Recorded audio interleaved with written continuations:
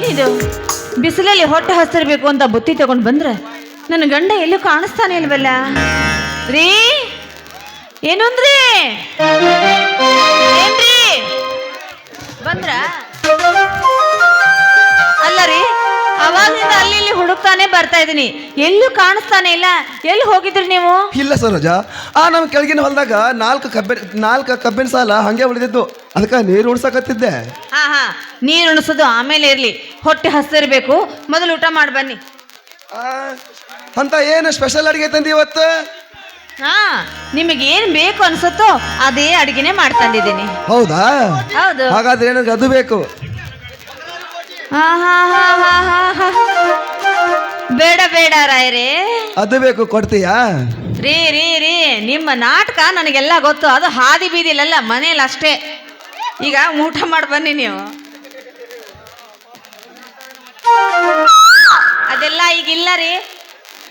ಏನ್ರಿ ನಿಮ್ಮ ಹತ್ರ ನಾನೊಂದು ಮಾತು ಕೇಳಬೇಕು ಅಂತ ಇದ್ದೀನಿ, ನನ್ನ ಮಾತು ನಡೆಸ್ಕೊಡ್ತೀರಾ? ಅದೇನು ಹೇಳು ಸರೋಜ, ನಡೆಸಿಕೊಡ್ತೇನೆ. ಯಾಕೂ ಇಲ್ಲ ರೀ, ನನ್ನ ಮೈದುನರು ವಯಸ್ಸಿಗೆ ಬಂದಿದ್ದಾರೆ. ವಯಸ್ಸಿಗೆ ಬಂದ ಅವರನ್ನ ಆದಷ್ಟು ಬೇಗ ಮದುವೆ ಮಾಡಿ ಮುದ್ದಾದ ಹೆಂಡತಿಯ ಜೊತೆಗೆ ಕಣ್ತುಂಬ ನೋಡಬೇಕು ಅಂತ ನನಗೆ ಆಸೆ ರೀ. ಪಾಪ ಇಬ್ಬರು ಒಂದೊಂದು ಕೆಲಸದಲ್ಲಿ ನಿರತರಾಗಿದ್ದಾರೆ. ಅಂದಮೇಲೆ ಅವರು ಮದುವೆ ಮಾಡಬೇಕಾದ್ದು ನಮ್ಮ ಜವಾಬ್ದಾರಿ, ಕರ್ತವ್ಯ. ಆದಷ್ಟು ಬೇಗ ಈ ಒಂದು ಆಸೆನ ನೆರವೇರಿಸಿಕೊಡ್ರಿ. ಆಯ್ತು ಸರೋಜ, ನಾನು ಅದೇ ವಿಚಾರ ಮಾಡ್ತಾ ಇದ್ದೆ. ನನ್ನ ತಮ್ಮಂದಿರ ಮದುವೆ ಮಾಡಿದ್ರ ಈ ಸುತ್ತ 10 ಹಳ್ಳಿಯಲ್ಲಿ ಯಾರು ಮಾಡಿರಬಾರ್ದು, ಹಂಗ ಮದುವೆ ಮಾಡ್ತೀನಿ. ಆಯ್ತಾ? ಮತ್ತೇನು ಆಯ್ತಾ ಅಂತಿರಲ್ಲ, ನನ್ನ ಆಸೆ ನೀವು ನೆರವೇರಿಸ್ತೀನಿ ಅಂದ್ರಲ್ಲ, ಅಷ್ಟು ಸಾಕ್ರಿ. ನನಗೆ ಬಹಳ ಖುಷಿ ಆಯ್ತು. ಬರೀ ಊಟ ಮಾಡೋರಂತೆ. ನಿನ್ನ ಆಸೆ ನಾನು ನೆರವೇರಿಸಿದ್ದೀನಿ, ಇನ್ನು ನನ್ನ ಆಸೆ ನೀನು ನೆರವೇರಿಸೋದಿಲ್ವಾ? ಏನ್ರದು, ನಿಮಗೂ ಆಸೆ ಐತ್ಯಾ? ಏನದು? ಮಲ್ಲಿಗೆ ಬನದಾಗ ಜೇನು ಇದ್ರ ಚಂದ, ಜೋಳದ ಹೊಲದಾಗ ಬುತ್ತಿ ಉಂಡ್ರ ಚಂದ, ಗಂಡ ಹೆಂಡತಿ ತಮ್ಮ ಸಂಸಾರದಾಗ ಪ್ರೀತಿಯಿಂದ ಇದ್ರನ ಚಂದ.